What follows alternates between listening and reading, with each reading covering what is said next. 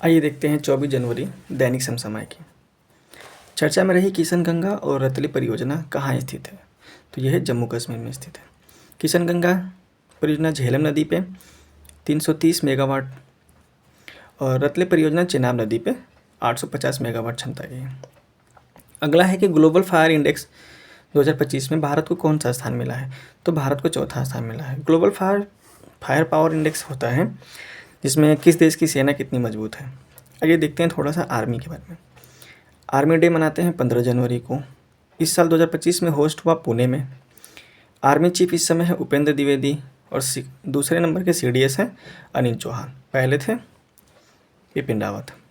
अगला है कि ग्लोबल डेटा की शीर्ष 25 वैश्विक बैंकों की सूची में किस भारतीय बैंक को शामिल किया गया है? तो इसमें भारत के 3 बैंकों को शामिल किया गया, HDFC, ICICI और SBI बैंक को।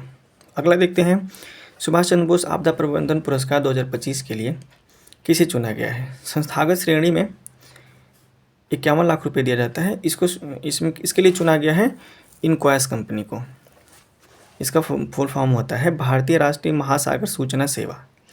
और ये आपदा प्रबंधन वाला जो पुरस्कार है ये 2019 से शुरू हुआ है और ये तेलंगाना में है। इसका यह है कि सुनामी और चक्रवात की सूचना देता है। अगला है वर्ष 2025 में फीडे शतरंज विश्व कप का मेज़बान कौन होगा? वो होगा भारत। और ये भारत दूसरी बार इसका मेज़बान कर रहा है। ये 31 अक्टूबर से 27 नवंबर तक चलेगा। पहली बार भारत इसका मेज़बान 2002 में किया था। उस समय विश्वनाथ आनंद विजेता हुए थे। अगला है कि प्रतिवर्ष राष्ट्रीय मतदाता दिवस कब मनाया जाता है? तो वो है 25 जनवरी को। इस बार का ये 15वां क्रम का है और 25 जनवरी 1950 को चुनाव आयोग की स्थापना हुई थी।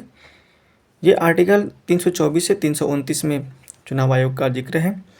इस बार की थीम रही कि मतदाता से बढ़कर कुछ नहीं, मैं निश्चित रूप से मतदान करता हूँ। अगला है देश के पहले CSIR मेगा इनोवेशन कॉम्प्लेक्स का उद्घाटन कहाँ हुआ? तो उसका उद्घाटन हुआ मुंबई में। ये स्टार्टअप को बढ़ावा देने के लिए बनाया गया है और श्री जितेंद्र सिंह ने किया है उद्घाटन इसका।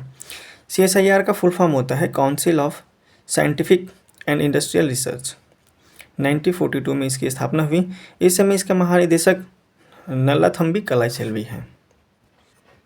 अगला है भारत का पहला एयर टैक्सी प्रोटोटाइप 0 लॉन्च करने वाली एरोस्पेस स्टार्टअप सरला एविएशन का मुख्यालय कहाँ है? तो इसका मुख्यालय कहाँ है? बेंगलुरु में।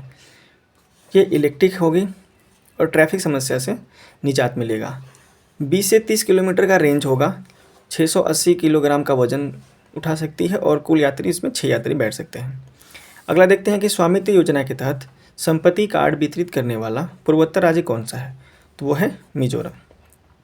इसकी शुरुआत 24 अप्रैल 2020 से हुई थी। स्वामित्व योजना का मतलब है संपत्ति का मालिक।